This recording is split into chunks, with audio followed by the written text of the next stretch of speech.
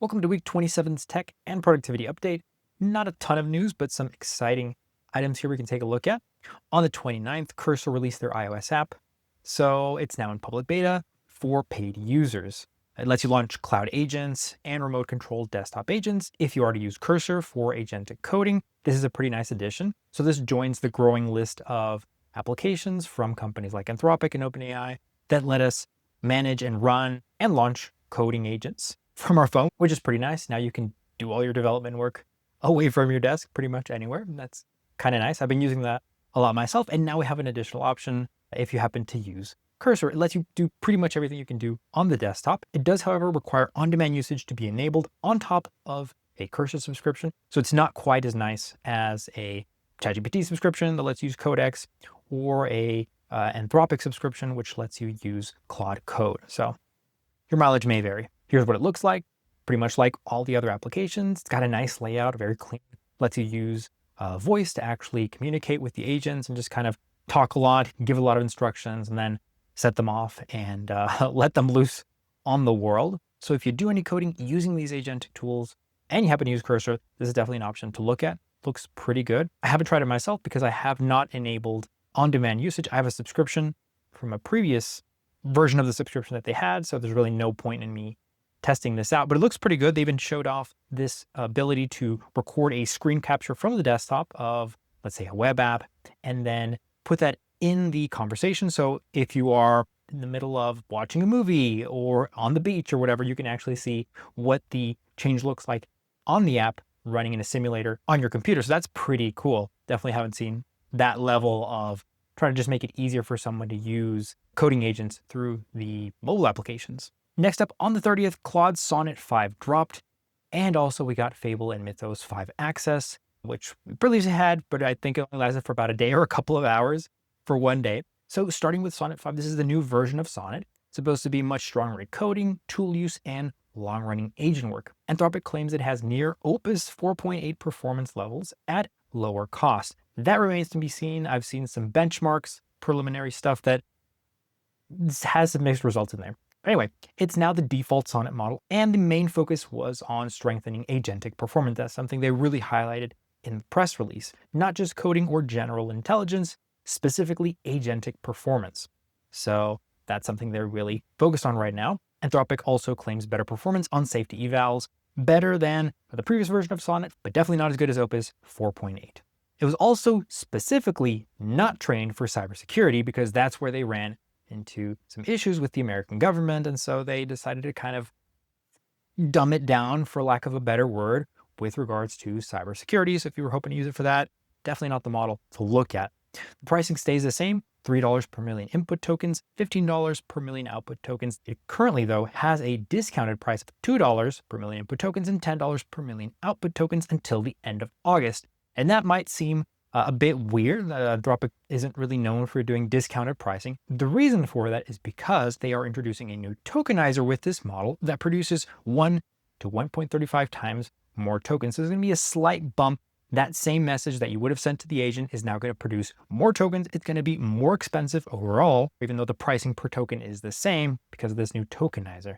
So their reasoning is it's kind of like to ease that transition to not make it feel like it's immediately more expensive just because. So that's their approach to that. Next up, we also got Fable 5 and Mythos 5. Fable 5 returned globally on July 1st after the export control drama with the American government. Usage of Fable 5 is also temporarily included for most paid plans. I believe the idea behind this is that after the trial run, it's just going to be per token. So you're going to be paying through the API. You're not going to have access to this model through a subscription. It's just too expensive for them, I guess. But at least now you can test it out and see if it's something you might want to start paying for through the API. Mythos 5 access was also restored, but again, only for approved organizations. It's not widely available. It's their most powerful model. Both of these models feature stricter cybersecurity safety classifiers. So that means we're seeing a lot of requests being routed from Fable 5 to Opus 4.8. And I've seen a lot of reports of that. They really erred on the side of safety. You can read that for yourself in the press release. But essentially, anything that sets alarms off even just a little bit with regards to all kinds of different things, not just cybersecurity, even though they call that out, will get your request routed to Opus 4.8. So that's kind of unfortunate. It seems like they really have been forced to kind of put a lot of safeguards around these new models. And one of the ways they are allowed to now release the model again to the public is because they have much stricter cybersecurity measures in place. Here's some of the benchmarks Anthropic released. We've got Sonnet 5, Sonnet 4.6, and Opus 4.8. So as you can see, we've got agentic coding here. That's SW Bench Pro, pretty close to Opus 4.8 performance. For the Terminal Bench 2.1 benchmark, pretty close to Opus 4.8 performance. And obviously all these have been picked because they are very close to Opus 4.8. That's really the selling point of this. It's supposed to be a less expensive Opus 4.8. However, I've seen some benchmarks that don't really align with this. It is a cheaper model, but the problem with that is even though per token, in terms of the cost of input tokens and output tokens, are actually less expensive, you need a lot more of them to actually get the same performance. And so the problem is, even though Opus 4.8 is more expensive per token, you need less tokens. It's just a more intelligent, more efficient model. Sonnet is not quite as good, and so it is cheaper, but it's going to take a lot longer and a lot more tokens to produce the same output. And so at the end of the day, you're probably going to be able to get similar performance out of both of them, with Sonnet 5 actually costing quite a bit more. And that is not just me throwing shade on the new Anthropic models.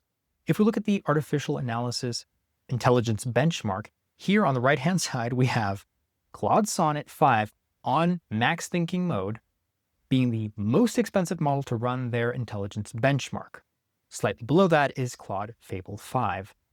So this is the model they're trying to replace. This is Opus 4.8 with max thinking enabled. That's $3,000, nearly $4,000, $3,753. The new model that's supposed to replace it costs not quite double, but almost double Sonnet 5. So I'm not sure what's going on here. I get the pitch they're trying to make, but if you actually look at the benchmarks, it seems like, yeah, it's definitely less expensive per token. It doesn't seem to be quite as intelligent. So it seems like Sonnet 5 is honestly meant to be used on lower intelligence levels. You're not really meant to max it out at high. I don't know if it has extra high like Opus 4.8 did, but it just doesn't make sense cost-wise. At that point, just use Opus 4.8. It's going to be less expensive and you're going to get better results. So this is probably meant to be more of a workhorse model used at lower intelligence levels. And they've got their other benchmarks here and graphs to try and show you that it's better aligned and, just a better model overall. But as far as I can tell, it doesn't honestly seem to be measuring up to what they're promising. So remains to be seen what actually is going to happen with Sonnet 5. On the 30th, Google released Gemini Spark for the Mac. So that's the desktop application that now allows us access to our desktop files and app automation. You can do all the other things that you might be familiar with if you've used something like Claude Cowork or Codex. You can sort your local files, create spreadsheets from local invoices, and run multi-step tasks on your machine. It also connects to more services than before, things like obviously the entire Google suite, but other applications from third parties like Canva and Dropbox. And excitingly, it also supports custom MCP servers. So if you do use any other services, you can now connect them to Google's Gemini models through their desktop application on macOS. It can also track topics in real time across news, social, and the financial sector, and notify you when key events happen. So it's really trying to be more of an always on, always available agent that you can either schedule ahead of time, run complex multi-step tasks, or just have it kind of checking important things for you and notifying you when those things are worth notifying you about. The beta for this is available for Google AI Ultra subscribers in the US. So that's kind of a very small group of people paying a lot of money to Google for access to this. But it seems pretty interesting. And if you happen to, for whatever reason, be using Gemini models, then this is definitely something worth checking out if you are on macOS. On the 30th, Proton upgraded Lumo, which is their privacy-focused AI chatbot. This brings us to version 2.0, which adds image recognition, image generation, projects thinking mode, and faster responses. As always, it promises end-to-end encryption, no server-side session logs, and no training on your data. It also features some smarter models using a new architecture that also has a light and a max version.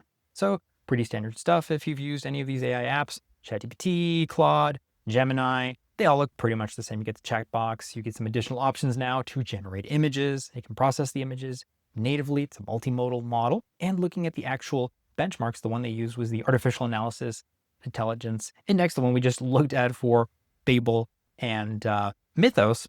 it actually scores decently well for a company that's not really in the AI space. Here it is right next to Claude 4.5 Haiku, which has been abandoned by Anthropic, but still a reference point. And in between the Lite model and the Max model, we've got Sonnet 4.6. So that is honestly pretty good for a company, again, that is not an AI company. So if you're someone who is serious about privacy and you want to use AI or currently using AI, Lumo's updated models seem like an interesting option worth checking out. So that is it for this week's tech and productivity updates. Be sure to like the video if you enjoyed it and subscribe so you don't miss out on next week's video. So till then, I'll see you in the next one.